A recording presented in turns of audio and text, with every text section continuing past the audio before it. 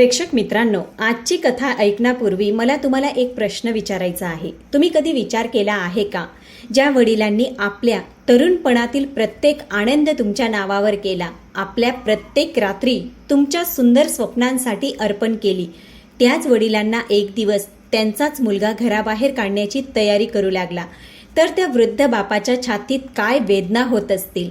आजची कथा अशाच एका वडिलांची आहे, ज्यांना त्यांच्या स्वतःच्या मुलाने आणि सुनेने घराबाहेर काढलं. फक्त 2 तास. हो, फक्त 2 तास. आणि मग असं काय घडलं की तोच मुलगा आणि तीच सून आपल्या वडिलांच्या पायावर कोसळले. असं कोणते सत्य होतं जे ट्रेनच्या एका डब्यात उघडलं आणि एका मुलाचं संपूर्ण आयुष्यच हादरून गेलं. ही कथा तुम्हाला नक्की रडवेल, हादरवेल आणि कदाचित तुम्हाला आपल्या आईवडिलांकडे धावत जावंसं वाटेल. म्हणून ही कथा मध्येच सोडू नका, कारण खरं वळण तर शेवटी येणार आहे. आणि हो, जर का तुम्ही पहिल्यांदाच आमच्या चॅनलवर आला असाल तर आमच्या भूमी क्रिएशन चॅनलला सबस्क्राईब करायला अजिबात विसरू नका. प्रेक्षक मित्रांनो, नाशिक शहरातील रोहिणी परिसर, थंडीच्या एका कुडकुडणाऱ्या सकाळी फ्लॅट नंबर 304च्या 3ऱ्या मजल्यावर एका छोट्या खोलीत एक वृद्ध शरीर स्वतःच्या बिछाण्यावर थरथरत पडलं होतं. वय वर्ष 72 असावं. नाव होतं हरीश रावल. कधी काळी सर्वात आदरणीय शाळेचे मुख्याध्यापक असलेले हरीश आज असं जीवन जगत होते ज्याची कल्पनाही त्यांनी त्यांच्या सर्वात वाईट स्वप्नात सुद्धा केली नव्हती. त्यांचे केस पूर्णपणे पांढरे झाले होते. चेहऱ्यावरच्या सुरकुत्या सांगत होत्या की या माणसाने आयुष्यात खूप काही पाहिलं आहे. खूप हसू, खूप अश्रू आणि आता खूप एकटेपणा. त्यांची पत्नी सविताताई यांना जाऊन 3 वर्ष झाली होती आणि या 3 वर्षात हरीशचं आयुष्य इतकं रिकामं झालं होतं की ते शब्दात सांगणं कठीण होतं. पत्नी गेल्यानंतर ते हळूहळू आतून तुटून गेले आणि याच तुटण्याने त्यांना किडनीच्या आजाराचा शिकार बनवलं. आज सकाळी जेव्हा त्यांची झोप उघडली तेव्हा त्यांच्या मनात एक वेगळी भीती दाटून आली. त्यांनी हळूच हात बिछाण्यावर फिरवला आणि जे जाणवलं त्यामुळे त्यांच्या डोळ्यात पाणी आलं. बिछाना पूर्ण ओल्या झाला होता. औषधांच्या परिणामामुळे आणि कमजोर मूत्राशयामुळे ते रात्री स्वतःला थांबवू शकले नव्हते. हे देवा, त्यांच्या तोंडातून एक खोल उसासा निघाला. त्यांचे डोळे छताकडे वळले. सविता, तू मला एकटं का सोडून गेलीस? माझ्यासोबत हे सगळं होत आहे आणि मी काहीच करू शकत नाही. त्यांचे हात थरथर कापू लागले. त्यांनी शांतपणे उठण्याचा प्रयत्न केला. चादर बदलावी आणि कुणालाही कळू नये असा त्यांचा प्रयत्न होता. पण आता त्यांचं शरीर त्यांना पूर्वीसारखं साथ देत नव्हतं. जमिनीवर पाय ठेवताच त्यांना चक्कर आली आणि ते धाडकन पुन्हा बिछाण्यावर कोसळले. तेवढ्यात खोलीचं दार जोरात उघडलं. आत आली त्यांची सून रेवा. वर्षाची एक तडक भडक स्वभावाची स्त्री.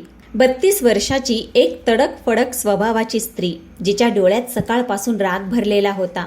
तिच्या हातात चहाचा कप होता, जो तिने इतक्या जोरात टेबलावर ठेवला की चहाचे थेंब बाहेर पडले. बाबा उठा, आज पुन्हा? तिची नजर बिछाण्यावर पडली आणि तिचा चेहरा तिरस्काराने वाकडा झाला. बाबा, तुम्हाला लाज वाटत नाही का? रोज रोज हा काय तमाशा आहे? हरीश रावांचे डोळे खाली गेले. त्यांचे ओठ थरथरले, पण शब्द बाहेर आले नाही. ज्या वडिलांनी कधी आपल्या मुलाला बोट धरून चालायला शिकवलं होतं तेच आज स्वतःच्या सुनेसमोर मान खाली घालून बसले होते. रेवा, बाळा, त्यांनी हळू आवाजात म्हटलं. मी चादर स्वतः धुवून घेईन, तू काळजी करू नकोस. काळजी करू नको? रेवाने मोठ्या आवाजात म्हटलं. बाबा, मी या घराची नोकराणी नाही. समजताय ना तुम्ही?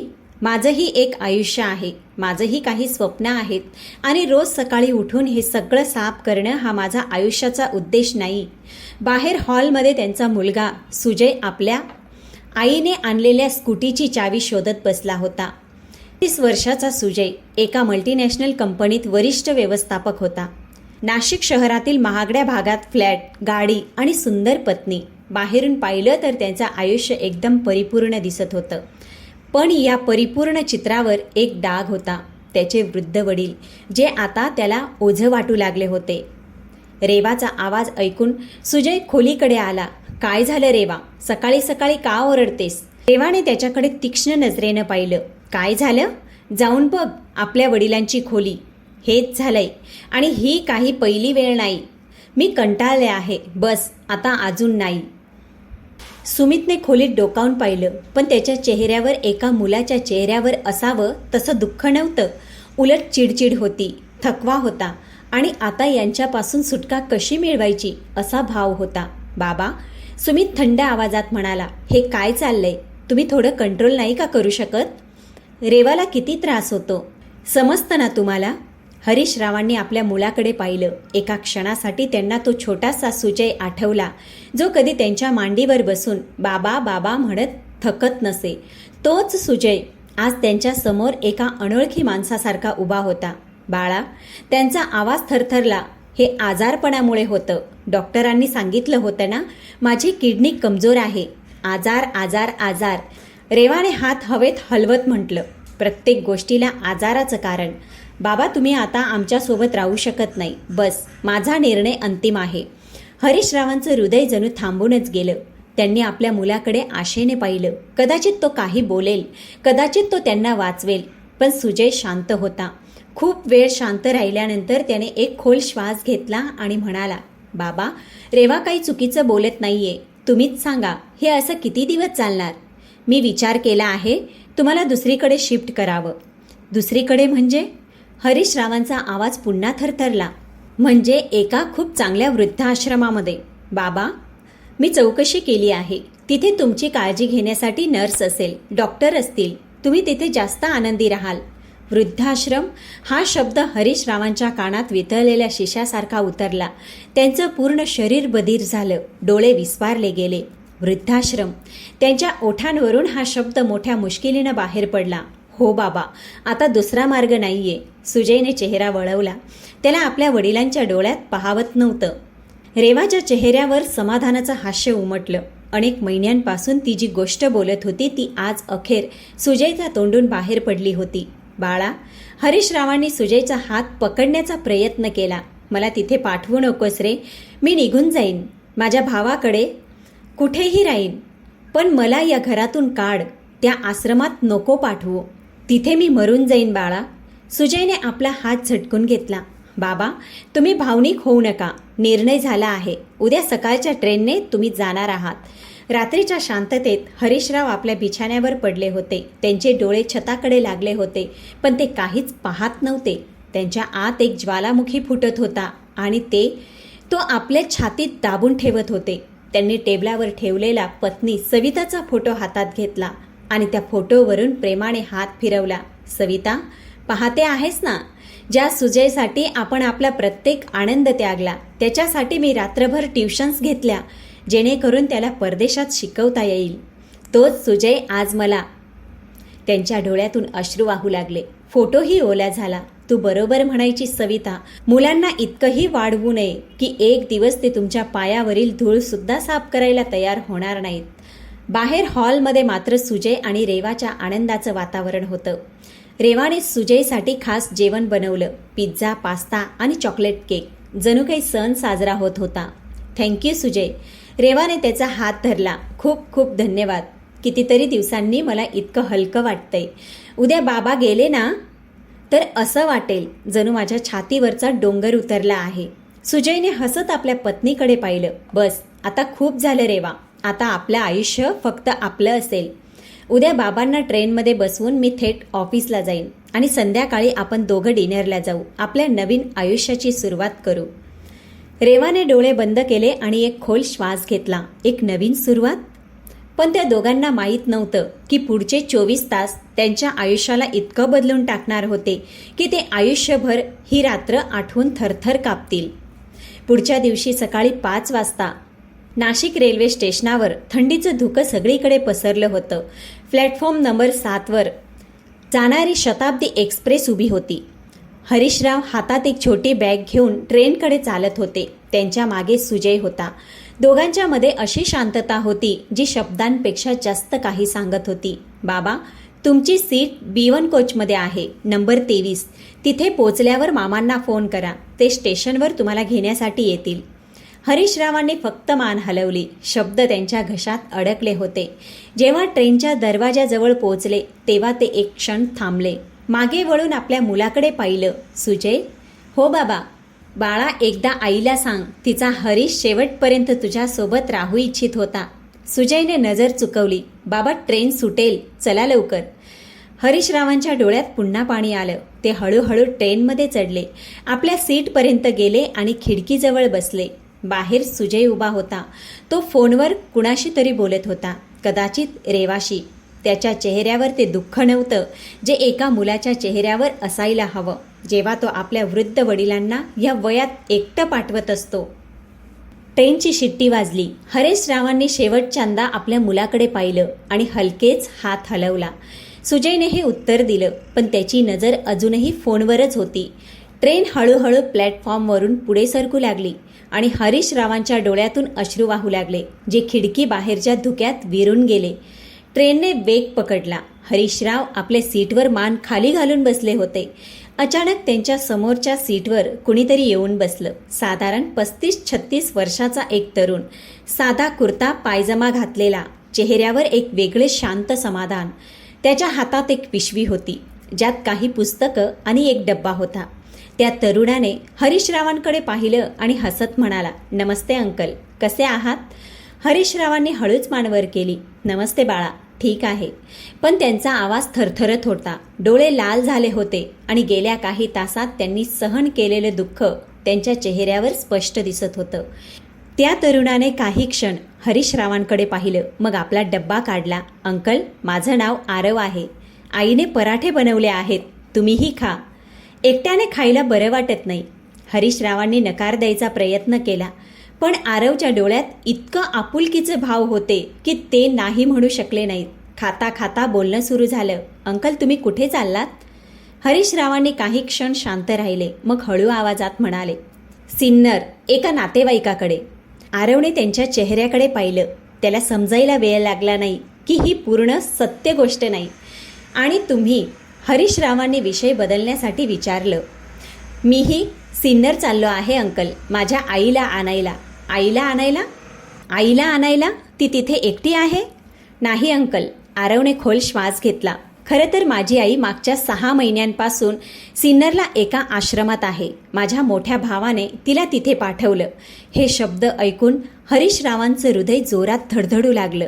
हे शब्द त्यांना स्वतःच्या आयुष्याशी जोडलेले वाटले. का बाळा, का पाठवलं? आरवने खिडकी बाहेर पाहिलं. आता सूर्य उगवला होता. त्याचा प्रकाश आरवच्या चेहऱ्यावर पडत होता. अंकल, ही खूप मोठी गोष्ट आहे, पण तुम्हाला ऐकायची असेल तर मी सांगतो. सांग बाळा, आज माझ्याकडे फक्त कथा ऐकण्यासाठीच वेळ आहे. आरवने आपली गोष्ट सुरू केली. अंकल, माझे वडील एका प्रायव्हेट कंपनीत क्लर्क होते. अगदी साधे माणूस, पण त्यांनी त्यांचं संपूर्ण आयुष्य आम्हा 2 भावांसाठी शिकवण्यात घालवलं. माझे मोठे भाऊ अमित आज नाशिकमध्ये एका प्रसिद्ध हॉस्पिटलमध्ये मोठे डॉक्टर आहेत आणि मी एका शाळेत शिक्षक आहे. खूप चांगलं बाळा, शिक्षकापेक्षा मोठा व्यवसाय दुसरा कोणता नाही. आरव हसला. हो अंकल, माझे वडीलही हेच म्हणायचे, पण माझ्या भावाला ही गोष्ट आवडत नव्हती. त्याच्यासाठी पैसा म्हणजे सर्व काही होतं. मग 5 वर्षापूर्वी वडिलांचं हार्ट अटॅकमुळे निधन झालं. त्यानंतर आई एकटी पडली. मी म्हटलं, आई माझ्यासोबत राहा, पण भावाने सांगितलं नाही, आई माझ्यासोबत राहील. कारण त्याला माहीत होतं की आई त्याच्यासोबत राहिली तर लोकांच्या नजरेत त्याचा मान वाढेल. आणि मग अंकल, जे झालं त्याची कुणी कल्पनाही करू शकत नाही. आरवचा आवाज जड झाला. माझ्या वहिनीला आई आवडत नव्हती. रोज भांडण, रोज टोमणे.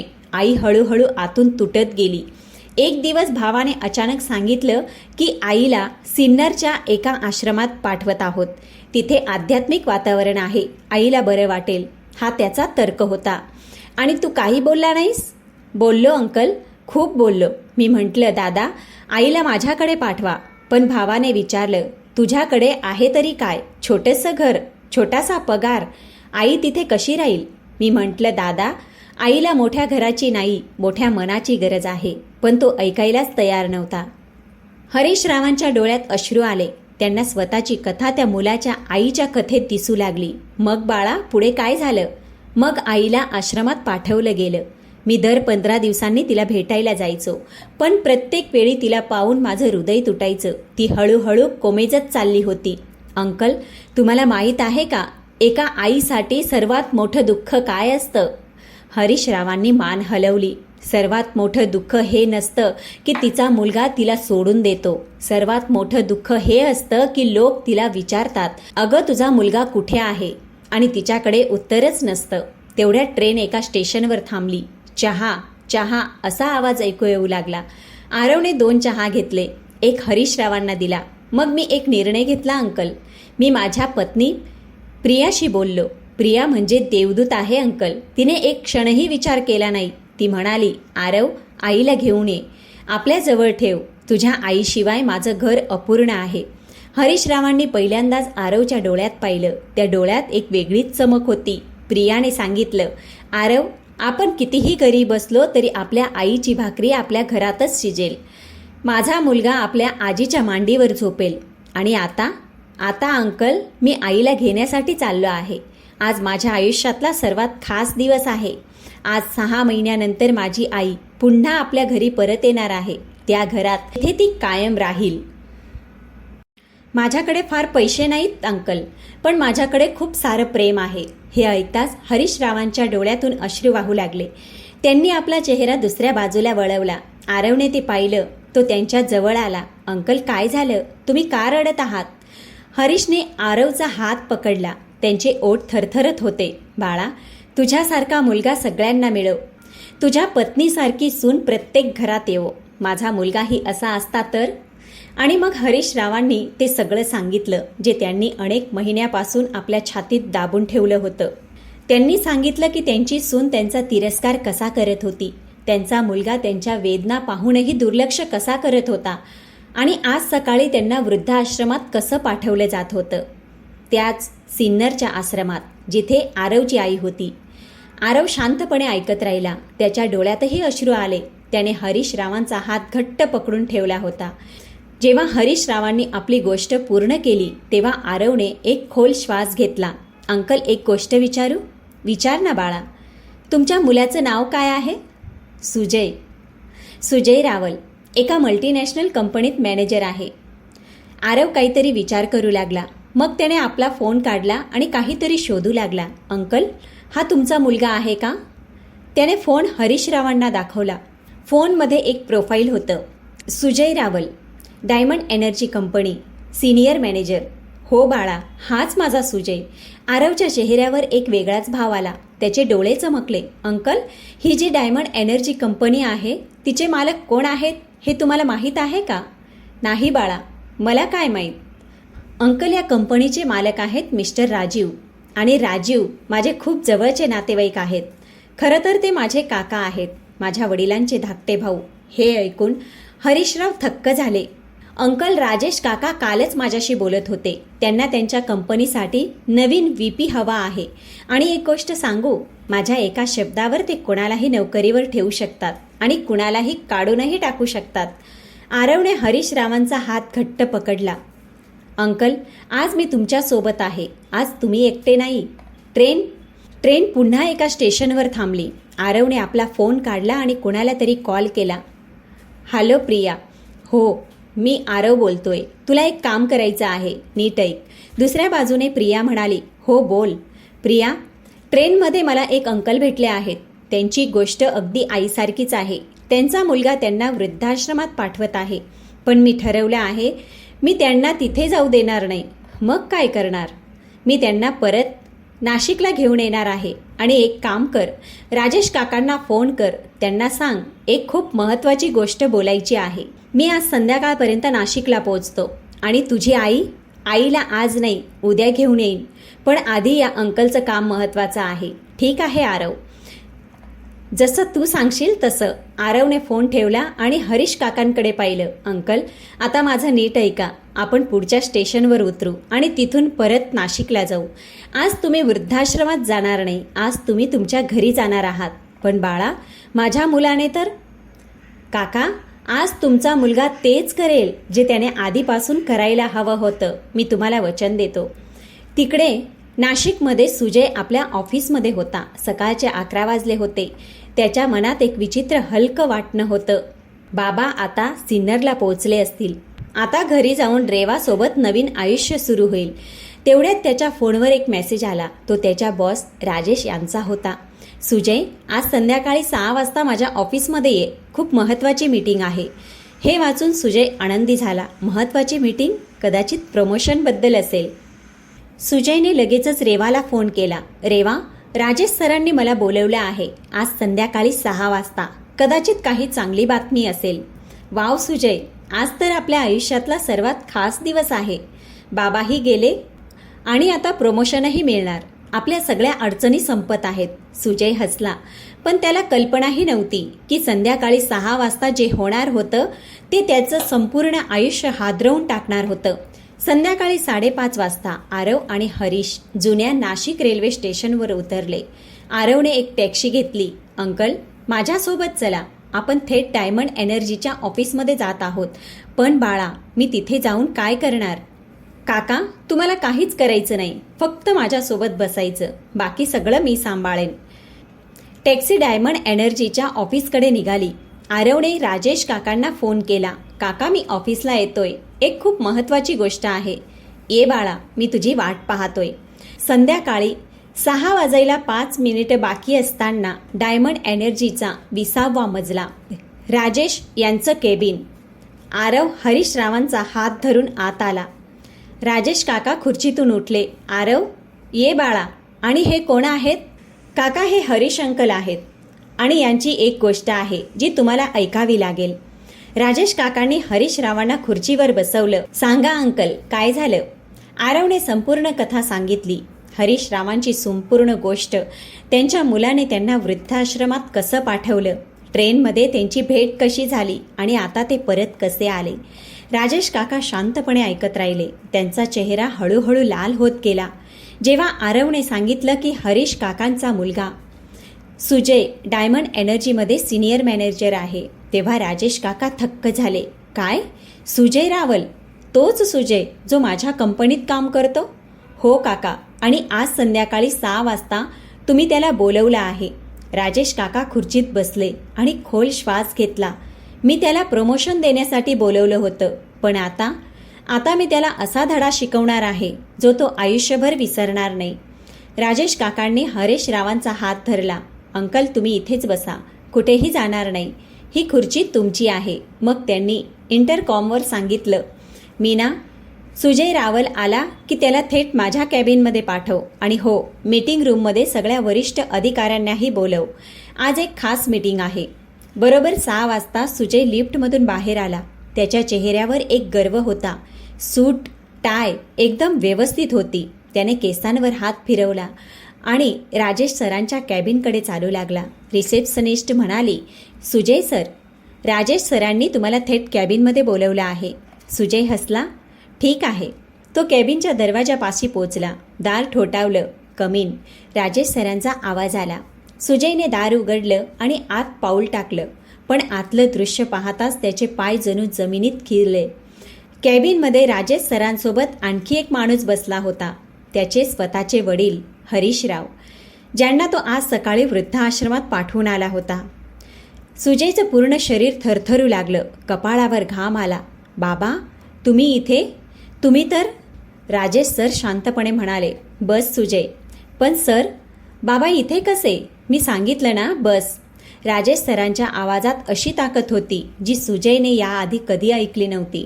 सुजय थरथरत खुर्चीवर बसला. त्याची नजर वडिलांकडे उचललीही जात नव्हती. राजेश सर खिडकीजवळ गेले. बाहेर संध्याकाळचं धुकं पसरलं होतं. सुजय, तुला माहीत आहे का मी आज तुला का बोलावलं होतं? नाही सर, मी तुला VP पदाची ऑफर देण्यासाठी बोलावलं होतं. 1 कोटींचा पगार, कंपनीची कार, नाशिकमध्ये मोठा फ्लॅट, हे सगळं आज तुझं होणार होतं. क्षणभर सुजयच्या डोळ्यात चमक आली, पण लगेच ती मावळली, कारण त्याला जाणवलं की काहीतरी खूप चुकीचं घडत आहे. पण आता मी तुला काही देणार नाही. त्यांच्या डोळ्यात आग होती. सुजय, मी आयुष्यात खूप लोक पाहिले आहेत, पण एक गोष्ट शिकलो आहे, जो माणूस आपल्या आईवडिलांना सांभाळू शकत नाही तो कंपनी काय सांभाळणार? सुजयचा चेहरा पांढरा पडला. सर, तुम्ही काय बोलत आहात? मी तेच बोलतोय जे तू ऐकत आहेस. आज सकाळी तू तुझ्या वडिलांना वृद्धाश्रमात पाठवलंस, ज्या वडिलांनी संपूर्ण आयुष्य तुझ्यासाठी खर्ची केलं, आपल्या प्रत्येक आनंदाचा त्याग केला. त्याच वडिलांना तू एका आजारामुळे घराबाहेर काढलं. सर तुम्हाला हे कसं माहीत? हे विचारू नकोस सुजय, फक्त एवढं समजून घे, आज देवाने तुझ्या बाबांना वाचवण्यासाठी एक देवदूत पाठवला आणि त्या देवदूताचं नाव आहे आरव, माझा पुतण्या. सुजयने आरवकडे पाहिलं. आरव शांतपणे बसला होता. राजेश सर पुन्हा म्हणाले, सुजय तुला माहीत आहे का माझे वडील कोण होते? ते एक छोटे शेतकरी होते. मला शिकवण्यासाठी त्यांनी स्वतःची जमीन गहाण ठेवली. मी MBA केलं आणि मग ही कंपनी उभी केली. आज माझ्याकडे सगळं आहे, पण एक गोष्ट नाही. राजेश सरांच्या डोळ्यात पाणी आलं. माझे वडील 5 वर्षापूर्वी ते गेले सुजय, आणि माहीत आहे त्यांची शेवटची इच्छा काय होती? त्यांना त्यांच्या गावात मरायचं होतं, पण मी त्यांना तिथे घेऊन जाऊ शकलो नाही. बिझनेस मीटिंग्स, डील्स, माझ्याकडे त्यांच्यासाठी वेळ नव्हता. आणि एक दिवस त्यांनी नाशिकच्या हॉस्पिटलमध्ये शेवटचा श्वास घेतला. माझ्या मांडीवर नाही, माझ्याशिवाय. राजेश सरांनी डोळे पुसले. त्या दिवसापासून मी रोज स्वतःला एक प्रश्न विचारतो, हे पैसे, ही कंपनी, हे VP पद, यासाठी मी माझ्या वडिलांना गमावलं. हे खरंच योग्य होतं का? कॅबिनमध्ये भयानक शांतता पसरली होती. हरीशराव आपल्या मुलाकडे पाहत होते. त्यांच्या डोळ्यात अश्रू आले होते, पण त्या अश्रूंमध्ये एक आशाही होती. राजेश सर शांत आवाजात म्हणाले, सुजय तुझ्याकडे अजूनही संधी आहे, माझ्याकडे नाही. तू तुझ्या वडिलांना पुन्हा आपल्या जवळ ठेवू शकतोस. मी मात्र माझ्या वडिलांना परत आणू शकत नाही. राजेश सरांनी एक कागद काढला. हे तुझं VP अपॉइंटमेंट लेटर आहे. मी ते तयार करून घेतलं होतं, पण आता. त्यांनी तो कागद हळूहळू फाडून टाकला. आणि हा दुसरा कागद, हा तुझा टर्मिनेशन लेटर आहे. आजपासून तू डायमंड एनर्जीचा कर्मचारी नाहीस. हे ऐकताच सुजयचं डोकं फिरलं. त्याच्या डोळ्यांसमोर अंधार पसरला. सर प्लीज, माझ्या एका चुकीसाठी इतकी मोठी शिक्षा देऊ नका. सर माझं पूर्ण आयुष्य उद्ध्वस्त होईल. उद्ध्वस्त? राजेश सर हलकेसे हसले. सुजय तुला माहीत आहे का, खरं उद्ध्वस्त होणं म्हणजे काय असतं? उद्ध्वस्त तो वडील होतो, ज्याला त्याचाच मुलगा वृद्धाश्रमात पाठवतो. उद्ध्वस्त ते आयुष्य असतं, ज्यात आईवडिलांचं प्रेम नसतं.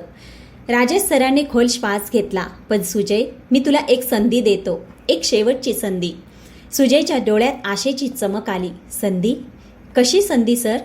आत्ताच्या आत्ता तुझ्या वडिलांसमोर गुडघ्यावर बस, त्यांच्या पायांना स्पर्श कर, त्यांची माफी माग आणि वचन दे की उरलेलं संपूर्ण आयुष्य तू त्यांच्या सेवेत घालवशील. सुजय आपल्या खुर्चीतून उठला. त्याचे पाय थरथरत होते, शरीरातून थंड घाम वाहत होता. तो हळूहळू आपल्या वडिलांकडे चालू लागला. हरीशराव आपल्या मुलाकडे पाहत होते. त्यांच्या डोळ्यात अश्रू आले, पण चेहऱ्यावर एक विचित्र शांतता होते. सुजय आपल्या वडिलांसमोर येऊन उभा राहिला. क्षणभर तो तसाच उभा राहिला आणि मग धाडकन जमिनीवर कोसळला. तो आपल्या वडिलांच्या पायावर पडून जोरात रडू लागला. लहान मुलासारखा त्याचे खांदे हलत होते. त्याचा आवाज हुंदक्यांमध्ये हरवला होता. बाबा मला माफ करा. बाबा मी कसा मुलगा आहे. मी तुम्हाला वृद्धाश्रमात पाठवलं. आईच्या आत्म्याला किती दुःख झालं असेल बाबा. हरीशरावांनी हळूच आपला हात पुढे केला आणि मुलाच्या डोक्यावर हात ठेवला. सुजय माझ्या बाळा, बाबा मला माफ करा. आता मी तुम्हाला कुठेही जाऊ देणार नाही. तुम्ही आमच्या सोबतच राहणार कायम. मी रेवालाही समजावून सांगेन, पण बाबा मला माफ करा. हरीशरावांनी आपल्या मुलाला उचललं आणि घट्ट मिठी मारली.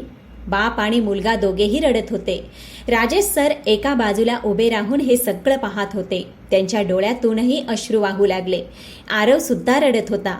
कॅबिनमधलं वातावरण इतकं भावूक झालं होतं की शब्द अपुरे पडत होते. रात्री 9 वाजता सुजयचं घर. रेवा दारात उभी होती. तिच्या चेहऱ्यावर राग होता. सकाळपासून सुजयचा फोन बंद होता. तिला काहीच समजत नव्हतं. तेवढ्यात दाराची बेल वाजली. रेवाने दार उघडलं. रेवाचे डोळे विस्फारले. बाबा तुम्ही इथे? पण तुम्ही तर. सुजयने रेवाचा हात धरला. रेवा आत ये, मला तुझ्याशी खूप महत्त्वाचं बोलायचं आहे. ते आत आले. हरीशराव खूप थकलेले होते. सुजयने त्यांना सोफ्यावर बसवलं. पाण्याचा ग्लास दिला. मग तो रेवाला खोलीत घेऊन गेला. रेवा, आज मला आयुष्यातला सर्वात मोठा धडा मिळाला. असा धडा ज्याने माझं संपूर्ण आयुष्य बदलून टाकलं. काय झालं सुजय?